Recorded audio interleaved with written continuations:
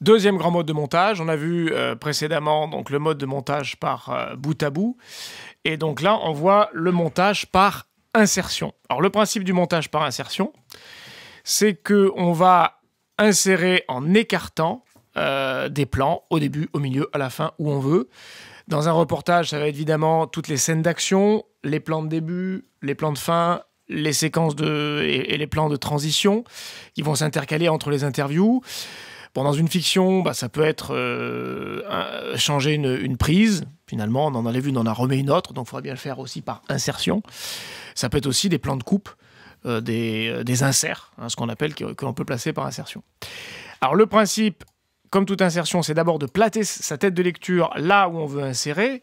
On a mis dans notre raccourci clavier le raccourci qui permet d'aller d'une coupe à une autre. Ce qui est bien pratique, puisque ça va nous permettre d'avoir donc une grande précision pour placer sa tête de lecture. Mais si je prends ma tête de lecture et que je maintiens la touche commande, vous voyez qu'en déplaçant ma tête de lecture avec la touche commande enfoncée, eh bien je peux aussi passer d'une coupe à l'autre. Donc vous avez deux manières de faire pour passer d'une coupe à l'autre précisément. Donc les flèches haut et bas avec la nouvelle assignation clavier, et en maintenant aussi la touche commande et en déplaçant sa tête de lecture. Une fois que vous avez placé votre tête de lecture là où vous voulez l'insérer, on va aller chercher le plan à insérer. On va double-cliquer pour le charger en source, éventuellement lui mettre un point d'entrée, un point de sortie évidemment, et on va utiliser le deuxième grand raccourci incontournable du clavier à vide. Après Overwrite, on va utiliser Splicing, insérer en français, soit en cliquant sur la petite flèche jaune qui est ici, soit en utilisant le raccourci clavier V.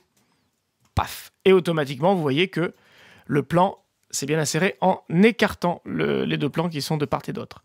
Alors, j'ai pas amené le son là, tout simplement parce que j'avais désactivé, regardez, la piste son. Effectivement, si vous désactivez la piste son, vous n'amenez que l'image et inversement.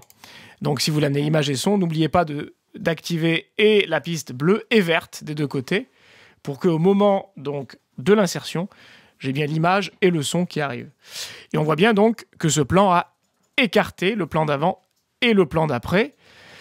Étant donné que j'ai activé ma synchro piste à piste avec les petites encoches ici, si jamais j'avais des plans sur V2 ou d'autres sons sur les pistes A1, A2, A3, A4, ça aurait bougé en synchro, évidemment, avec le décalage de l'ensemble du montage.